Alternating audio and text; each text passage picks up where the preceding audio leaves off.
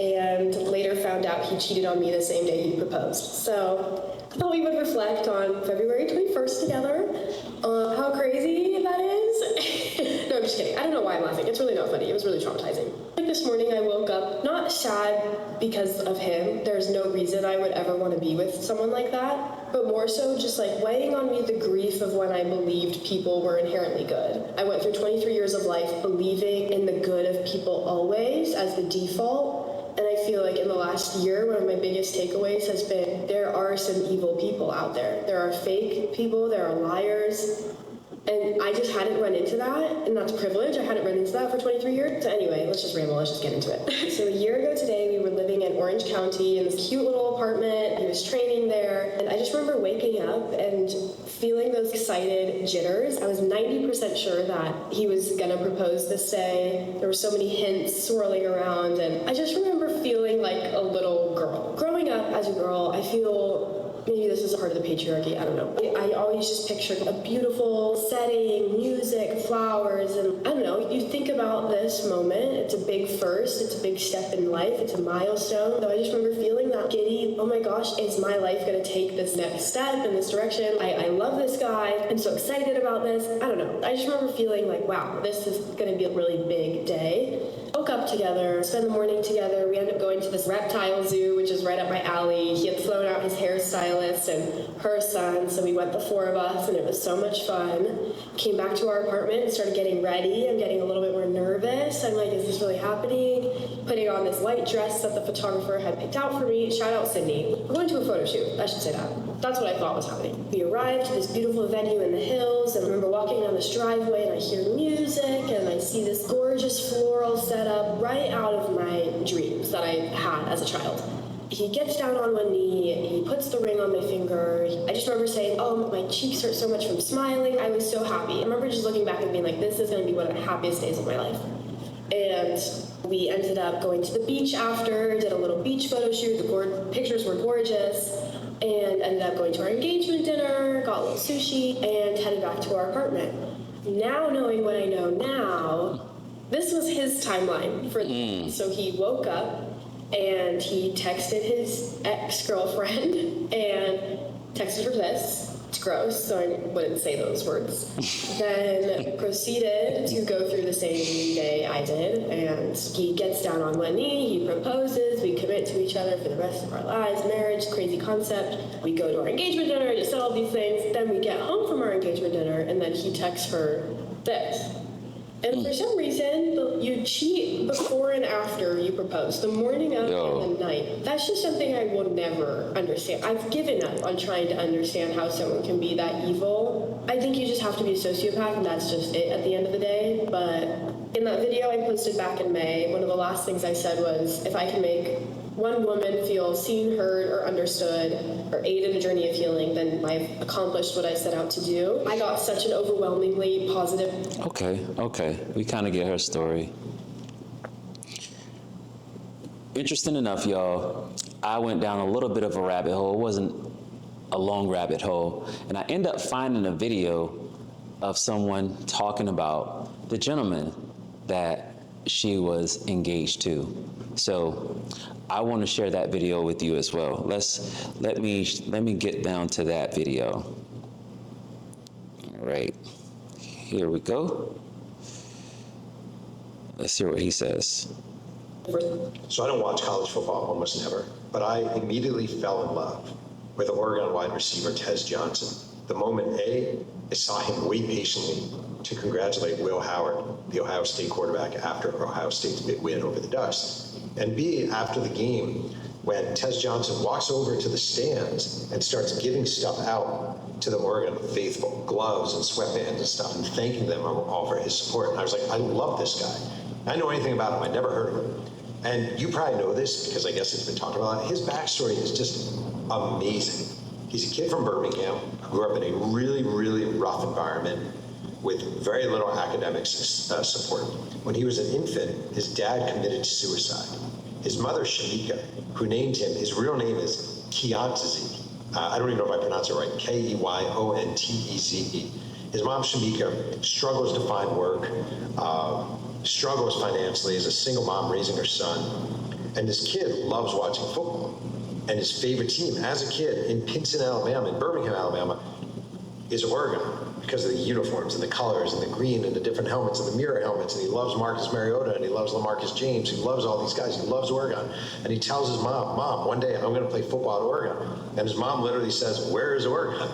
And he ends up going to Pinson High School in Pinson, Alabama. And his head coach there happens to be Pat Nix, former Auburn quarterback, and the dad of Bo Nix. And Bo Nix winds up being the quarterback. Tez Johnson's a star wide receiver. And, they're awesome together. Tez Johnson goes to Troy State to play football. And he plays there, and he winds up transferring to Oregon to play with his best buddy, Bo Nix. And the crazy thing about this story is there's a lot of talk that Tez Johnson was adopted by the Nix family. That's not true. But when Shamika Johnson was struggling with her son, struggling with finances, the Nix family said, why doesn't Tez just live with us? And Tez Johnson moves in. He's literally on a bunk bed with Bo Nix's brother, Caleb, who now is a college football player at Clemson. And he's raised by this family. And he talks about little things like he didn't realize when he went to stay with the Nixes, he didn't realize like families ate dinner together. He didn't realize you could open a refrigerator and there would be food waiting there. He didn't realize if you needed a new toothbrush, there would be a clean toothbrush. Like, he didn't realize those things. And he moves in with his family, and his family cares for him and nurtures him. And he's not calling the Nixes mom and dad, but he sees them as second parents. And to see him yesterday, the way he was with the Ohio State quarterback after that game, just the dignity in the class, to see him with the fans, thanking them after a tough loss, thanking them, smiling, shaking hands, signing, was one of my favorite things. And you could just tell something about this young man is very, very righteous and very, very right. And I hope he has an amazing future. So I shared that because when I first heard her story, I was like, wow, that's tough. That's painful. That's wrong. Man, this guy is vile, right? Just the human side. You're connecting with the story of the young lady who actually, listen, I've had disappointments in relationships, nothing to that degree. I've never been engaged. I've never been to a point like, oh, I'm engaged and we're getting married. Never been to that point. So the pain I felt was horrible. I can't imagine what she felt. So I was able to connect with her on that. But when I went down a rabbit hole, I found this video of someone who also, so Tez Johnson is her ex-fiance.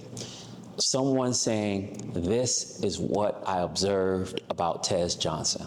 So now it's two sides. We're hearing her call him a sociopath, saying that he's evil. And then we hear this gentleman, saying he fell in love with him as a person, as an athlete, because even after a tough loss, he was still showing class and dignity, giving things to the fans of the opposing team, and said, even went so far as to say there's something about this person that's righteous and hope that he has a bright future.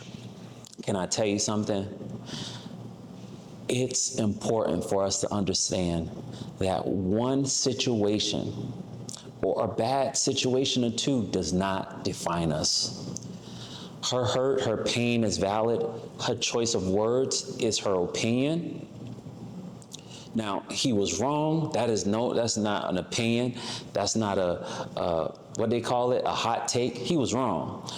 Him texting his ex-girlfriend, those two text messages on the day that he's proposing to his fiance is crazy work, as they say. It's diabolical. However, this channel serves a purpose of flipping the world upside down so that everybody knows there's hope. You are not defined by the things that you have done. Yes, he was wrong. He hurt that young lady. He essentially lied at the proposal. But that does not define him if he takes on a mindset of change. if he realized that no matter what he's done, no matter where he's been, there's hope for him. He can change. He doesn't have to exhibit this type of behavior. He doesn't have to make these type of poor decisions. He doesn't have to make these type of selfish choices that end up leaving people hurt and traumatized. There's hope for him. Now, I'm not taking sides. I believe there's hope for her. I wouldn't wish that pain she felt, and I'm sure she still feels. I was watching her when he was putting a ring on her finger. I could see the joy in her face. So I can only imagine the pain behind the scenes, the crying, the heartbreak, the heartaches. I've been there, looking in the ceiling. You know, your eyes, you're just wondering, like, because you feel like your soul is empty. I can only imagine that. There's hope for her too. There's hope for her healing, hope for her romantic future, all of those things. But there's also hope for him. He doesn't have to carry this shame and guilt. And I know that's not an easy message to share. You may think, oh, I'm just saying it because he's a man. No, I'm saying it because it's the truth. We were not meant to carry guilt, shame, and condemnation. We were not. So if we're going to do what's right, if we want to know if there's hope for us, hope for our friends, hope for our families, hope for this world, we have to change how we look at these things. It's not about taking sides. It's about understanding there's hope for her romantic future, her healing, and there's also hope for him, hope for his future. This happened. He doesn't have to live like it happened. He can learn from it. He can glean principles from it, and he can hold himself accountable from it.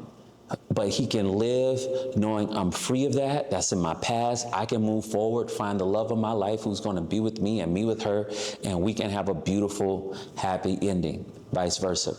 Now, I don't know what you've done in your life, because I know I've done some things. You know what I'm saying? I haven't been this perfect person.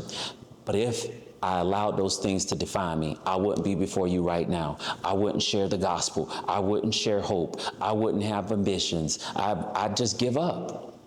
Because I've been there. I'd be depressed. I'd be talking negative on myself. I'll allow negative thoughts to just circle my mind. But because I know that we don't have to hold ourselves to our past, I strive forward. And that's what I want you to do. Grab hold of hope. Let the past be the past. Don't let these situations define you. You're made in the image of God. He's gifted you. He's blessed you. He's given you life in your body. Keep going. Change, of course, change. What I'm saying, keep going after where your heart desires. Like if it's, you got some goals you want to reach, go after it. There's romance that you desire, go after it. Reconciliation in your family and your friendships, go after it. That job, go after it. Whatever it is, go after it, because there's hope for you. Y'all let me know what y'all think in the comment section, and I'll catch y'all in the next video. Stand on it, be strong.